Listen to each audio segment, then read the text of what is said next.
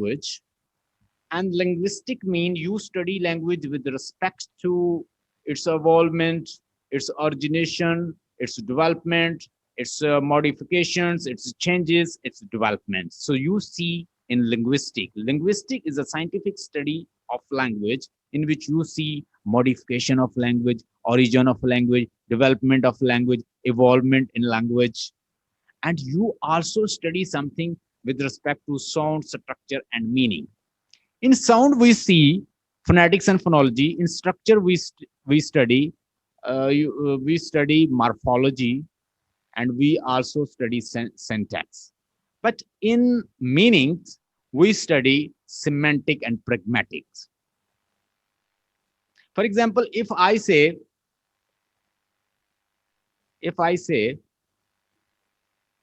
she loves her boyfriend,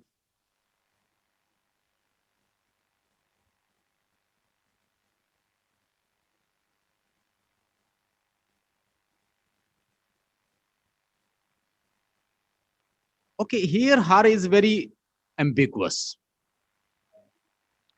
You cannot learn it. You cannot give complete message. You cannot pick and get complete message out of this sentence. How? When I say she loves her boyfriend, so there can be two kind of meaning. You need to have pragmatic approach over here. You need to know contextual meaning. You need to know the situational meaning. You need to know what was the context and situation that time, because you are unable to interpret the sentence. You are unable to understand this sentence. She loves her boyfriend. There can be two meaning. She loves her boyfriend, her own boyfriend. She loves. She may loves her boyfriend. I mean to say her friend's boyfriend. So इसके अंदर से दो meaning निकलते हैं कि वो अपने boyfriend से प्यार करती है या वो उसकी कोई फ्रेंड है उसके बॉयफ्रेंड से प्यार करती है. दो मीनिंग यक वक्त निकल रहे हैं. ये एम्बिगुइटी क्रिएट करता है और इसके लिए फिर हम स्टडी करते हैं प्रैग्मेटिक सिमेंटिक्स कि हम उसको अच्छी तरह से उस एम्बिगुइटी को निकाल सकें. So she beats her daughter when she was drunk. She beats her daughter because she was drunk. She beats. इसी तरह का एक और है. She beats.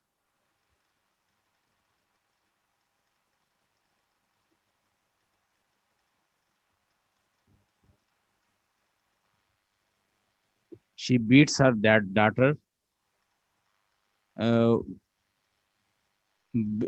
while she was drunk. While she was drunk. So यहाँ पे भी एम्बिगुइटी क्रिएट होती है कि वो मदर उसकी ड्रंक थी या वो खुद लड़की ड्रंक थी जिसको उसने मारा. तो इस तरह की एम्बिगुइटी को निकालने के लिए हमें प्रैग्मेटिक और कॉन्टेक्चुअल मीनिंग की जरूरत होती है.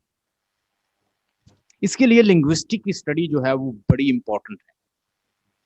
इसके साथ साथ जब आप एमफिल लिंग्विस्टिक करते हैं तो आपके पास अपॉर्चुनिटी है कि आप वर्क कर सकते हैं. कि नई साइंस आई है जो कि राउंड अबाउट 1970 में इसके ऊपर वर्क हुआ और आजकल इस पे लोग बहुत ज्यादा काम कर रहे हैं. इसका नाम है न्यूरोलिंग्विस्टिक प्रोग्रामिंग. क्या नाम है? Neurolinguistic programming. इसके दो बहुत बड़े लिंग्विस्ट, साइकोलॉजिस्ट और साइंटिस्ट हैं, रिचर्ड बैंडलर और जॉन ग्रिंडर. इन दोनों ने इसके ऊपर वर्क किया और उन्होंने क्या किया कि उस वक्त के जो बड़े टॉप के हिप्नोथेरेपिस्ट थे, उस वक्त के टॉप के जो लिंग्विस्ट थे, उस वक्त के टॉप के जो साइकाइट्रिस्ट और साइकोलॉजिस्ट थे, उनको स्टडी किया कि वो किस तरह से लोगों को रिफॉर्म कर रहे हैं, उनको ट्रांसफॉर्मेशन उनकी कर रहे हैं. How they are transforming their life. They were impressed and they started studying the models of these people. How they people are transforming their life. उसमें उन्होंने स्टडी किया वर्जीनिया सेटल को, जो कि उस वक्त की टॉप की फैमिली थेरेपिस्ट थी। इन्होंने स्टडी किया फ्रिट्ज पर्ल को, जो कि उस वक्त का टॉप का थेरेपिस्ट था, हिप्नोथेरेपिस्ट था। इन लोगों ने स्टडी किया मिलके उस वक्त के टॉप के मिल्टन एरिक्सन को, जिसका मॉडल आज भी बड़ा मशहूर है, उसे कहते हैं मिल्टन मॉडल। आप जो भी कर रहे होते हैं, आप कहीं ना कहीं एनएलपी यूज कर रहे होते हैं। यहाँ पे फातिमा और मेरे पास स्टूडेंट हैं Hafza, hope you are listening to मी।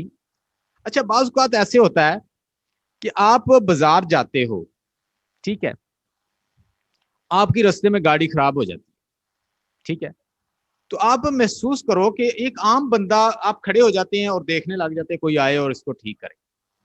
भाई आप क्यों नहीं ठीक कर सकते? बाज़ औक़ात बाइक खराब हो गई, अब बाइक खराब हो गई तो आप ऐसा महसूस करेंगे कि आपको कुछ नहीं समझ आ रही, हालांकि आप सब कुछ कर सकते हैं जो दूसरा बंदा का आम बंदा आके कर देता है। आप बिल्कुल खड़े हो गए, कंफ्यूज्ड हैं, और कंफ्यूजन में जब आप कंफ्यूज्ड होते हैं, बैफर्ड और कंफ्यूज होते हैं, आपको समझ नहीं आती मैंने करना क्या। एक आम बंदा आता है जो कि लेमैन और अनपढ़ होता है, वो आके कहता है क्या प्रॉब्लम है, आप कहते हो मेरी बाइक या गाड़ी खराब, वो किसी पुर्जे को वहां से हिलाता है और वो बिल्कुल फंक्शन करने लग जाता है। तो जब हम लोग कंफ्यूज होते हैं, हमें कुछ भी समझ नहीं आता। तो न्यूरो लिंग्विस्टिक प्रोग्रामिंग आपको बताती है कि जो भी इंसान तरक्की कर रहा होता है, उसके सर्टन ब्लूप्रिंट्स उसके माइंड में होते हैं, वो उन ब्लूप्रिंट्स की वजह से तरक्की करता है। अगर मुझे कोई कहे कि आपने 1 करोड़ रुपया 1 साल के अंदर कमाना है, तो मेरा जवाब क्या होगा? हम सब का क्या आंसर होगा? हम फौरन ये कहेंगे, यार तेरा दिमाग खराब है, इतने मैं कैसे कमा सकता हूं? फौरन क्वेश्चन आएगा, क्योंकि हमारे अंदर ब्लूप्रिंट ही 1 करोड़ के या इतनी इस लेवल के नहीं बने। तो जो रिच मैन है, जिनका कारोबार होता है, क्योंकि वो कमाते भी हैं और ब्लूप्रिंट भी उनके माइंड में मॉडल्स बने होते हैं, टेम्पलेट्स बने होते हैं कि मैं इन टेम्पलेट्स के ऊपर पूरा उतरूंगा और इतने पैसे इससे ज्यादा कमा सकूंगा। हम जो भी काम करते हैं, हमारे ब्रेन के अंदर उसके पैटर्न बन जाते हैं, पैटर्न्स। एक तो पैटर्न आपको नजर आते हैं ना, जो आप देख रहे हैं किसी काम के, मतलब आप देखें कि बाज़ औक़ात हम किसी फसल से गुजरते हैं, जमीन से गुजरते हैं, तो वहां भी कुछ पैटर्न, कुछ रास्ते बन जाते हैं, रूट्स बन जाते हैं। तो जो काम हम करते आ रहे होते हैं वो हमें करना आसान होता है, हमारे माइंड के अंदर होता है न्यूरोप्लास्टिसिटी। न्यूरोप्लास्टिसिटी का मतलब है कि हमारा ब्रेन जो है, ये एक न्यूरोप्लास्टिसिटी रखता है, इसे मोल्ड कर सकते हैं, जैसे मर्जी मोल्ड करते हैं। जैसे ये है मेरे पास कोई चीज है, मैं इसको ऐसे मोल्ड कर लूं, ऐसे कर लूं, ऐसे कर लूं, जैसे मर्जी मोल्ड कर लूं। तो जो भी आप कर रहे हैं, आपके ब्रेन के अंदर इतनी इलास्टिसिटी है, इतनी न्यूरोप्लास्टिसिटी है कि ये मोल्ड भी हो जाता है। न्यूरल पैटर्न को ठीक कर सकते हैं। और आपका ब्रेन कोई भी काम करने के लिए आपको रीजन मांगेगा, मतलब मैं पैसा कमाना चाहता हूं, तो आपके साथ आपका ब्रेन आपसे रीजन मांगेगा। अगर आप रीजन नहीं दोगे तो वो कभी वर्क नहीं करेगा। मैं पीएचडी करना चाहता हूं, क्यों करना चाहता हूं? Reason, give your why to this brain, otherwise it will not work. मैंने एक आर्टिकल पढ़ा, उसके अंदर एक आदमी सिगरेट नहीं छोड़ता, उसने बहुत ज्यादा कोशिश की, महीना छोड़ी, फिर पकड़ ली, फिर पकड़ ली, फिर छोड़ता, फिर पकड़ता, शराब पीता, सिगरेट पीता, पकड़ता, छोड़ देता, जैसे ही छोड़ता दोस्त मिलते फिर पिला देते। एक दिन उसकी छोटी बच्ची उसके गोद में आके बैठ गई, तो उसे कहने लगी, पापा मैंने पढ़ा है और अपनी टीचर से सुना है कि जो लोग सिगरेट पीते हैं उनकी डेथ जल्दी हो जाती है, तो मैं ये चाहती हूँ कि जब मेरी शादी हो आप मेरे साथ खड़े।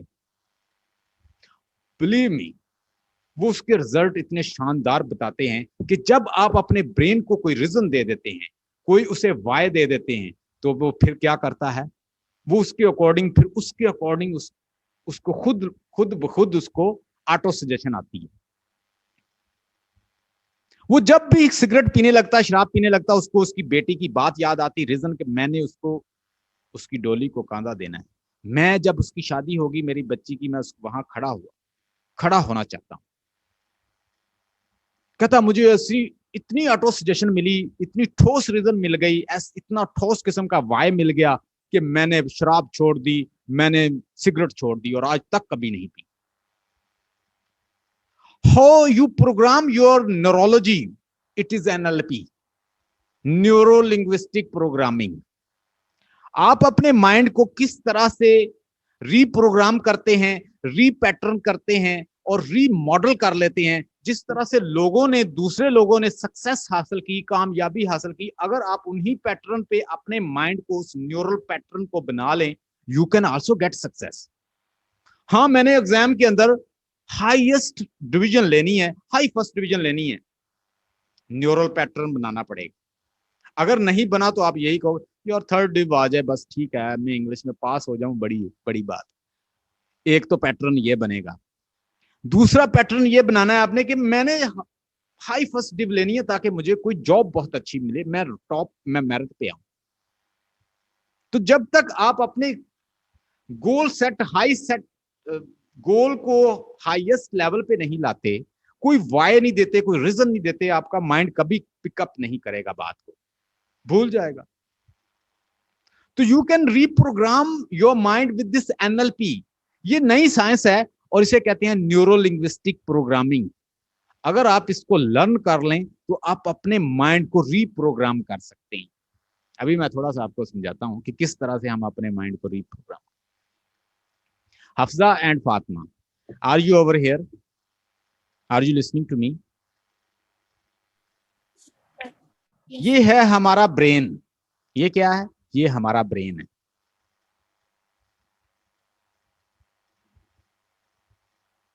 ठीक है, इस ब्रेन के अंदर होते हैं 100 बिलियन सेल। पूरी दुनिया की आबादी इस वक्त 7 कॉन्टिनेंट्स के ऊपर जो लोग बसते हैं उनकी आबादी सब की है 7.5 बिलियन। जबकि आपके माइंड में इतनी पावर है कि वो 100 बिलियन न्यूरॉन्स जो हैं उसके अंदर मौजूद हैं। बहुत ज्यादा पोटेंशियल, इमेंस पोटेंशियल है कि आबादी 7.5 billion, 100 billion neurons and neurology. आपकी न्यूरोलॉजी, आपका माइंड इस तरह से वायर्ड हुआ है, हमेशा कंफर्ट की तरफ जाता है, हार्डशिप से बचता है। जब भी हम कोई काम करते हैं तो ब्रेन से आवाज आती है माइंड से, कल कर लूंगा, कल कर लूंगा, फिर कल कर लूंगा, फिर पढ़ लूंगा, फिर पढ़ लूंगा। और ये ऑटो पायलट हो जाता है और फिर ये चलता रहता है। और देखते हैं पीछे मुड़ के, साल गुजर गया, 2 साल गुजर गए, 3 साल पहले कहा था नमाज पढ़ लिया करूंगा और 3 साल गुजर गए, पता नहीं चला। यही कहता रहा, ऑटो सजेशन यही आती रही, कल कर लूंगा, परसों कर लूंगा, आने वाले हफ्ते में कर लूंगा। तो what is this? Turn your autopilot life to the conscious life. अपनी लाइफ को, जो कि मशीन बनी हुई है, ऑटो पायलट बनी हुई है, जो बिल्कुल खुद ब खुद ही चल रही है एक मशीन की तरह, उसे कॉन्शियस लाइफ में लेके आना ही तो जिंदगी है। यही तो जिंदगी का मजा आता है जब आप ऑटो पायलट से, एक मशीन से निकल के कॉन्शियस लाइफ गुजारें। 100 बिलियन न्यूरॉन्स, 7.5 बिलियन आबादी, जबकि इतनी इमेंस पावर पोटेंशियल। लेकिन बच्चे को जब ये कहा जाता है कि यार तू तो है ही निकम्मा, तू कर ही नहीं सकता, you are not competent enough, you are not competent enough, you are not good enough, you are not smart enough, you are not intelligent enough, you can do that. बस उसके ब्लूप्रिंट बन जाता है माइंड के ऊपर कि भाई मैं नहीं कर सकता, मेरे टीचर ने कह दिया, मेरे पेरेंट्स ने कह दिया, मेरी मदर ने कह दिया, मेरे फ्रेंड ने कह दिया, ब्लूप्रिंट बने हुए हैं, तू निकम्मा है, तू नहीं कर सकता। मेरे पास कुछ स्टूडेंट थे जो पढ़ते नहीं थे, मैंने उनके ऊपर एनएलपी अप्लाई किया तो बिलीव मी मुझे रिजल्ट 100% आए। वो बच्चे जो पढ़ते नहीं थे, मैंने उनको ये साइंस समझाई, वो बच्चे मुझे 100% रिजल्ट देने लगे। है ना फायदे की बात? तो हमारे अंदर जो ब्रेन के अंदर ये जो न्यूरॉन्स हैं, इन न्यूरॉन्स को हम किस तरह से इनके फंक्शनैलिटी को बढ़ा सकते हैं, न्यू ब्लूप्रिंट्स और पैटर्न्स बना सकते हैं अपने माइंड के अंदर। और उनसे हम मैक्सिमम फायदा ले सकते हैं। तो एनएलपी का मतलब होता है न्यूरो। क्या होता है? न्यूरो। Neuro mean brain. आप बिलीव मी, अपना हाथ ऐसे हिला नहीं सकती, अपनी टांगों को मूवमेंट नहीं दे सकती, आप अपने हाथ या कोई एक सिग्नल भी नहीं दे सकती अगर आपका ब्रेन खराब हो जाए। आपके ब्रेन के अंदर इतनी पावर है, प्री फ्रंटल कॉर्टेक्स जो है, और जो हमारा एमिगडेला है, हमारा जो लिम्बिक सिस्टम है, और ये सारी चीजें लेफ्ट और राइट ब्रेन के अंदर इतनी पावर है कि मैं आपको कोई चीज दिखाऊं, अगर लेफ्ट साइड खराब हो जाए तो वो इमेज ही आपको पूरी नजर ना आए। एक रिसेप्शन को कंट्रोल करता है, एक परसेप्शन को कंट्रोल करता है, और बाहर से सिग्नल अंदर जाते हैं ब्रेन के अंदर, फिर वो इंटरप्रेट करता है उन सिग्नल को। हम जो भी चीजें लेते हैं वो हमारी फाइव सेंसेस के जरिए हमारे लेफ्ट राइट ब्रेन के अंदर जाती हैं, वेव्स की शक्ल में अंदर जाते हैं सिग्नल, और उसके बाद इंटरप्रेट करता है। जो भी किसी का ब्लूप्रिंट बना हुआ है वो उसने फाइव सेंसेस के जरिए उसके अंदर उतारा है अपने ब्रेन के अंदर। जब मैंने एनएलपी को पढ़ा तो मैंने कहा यार, लोगों का कोई कसूर नहीं होता, वो बेचारे का माहौल, उसका सराउंडिंग, उसके लोग, उसके पेरेंट्स, उसके अकायद बनाने वाले लोग,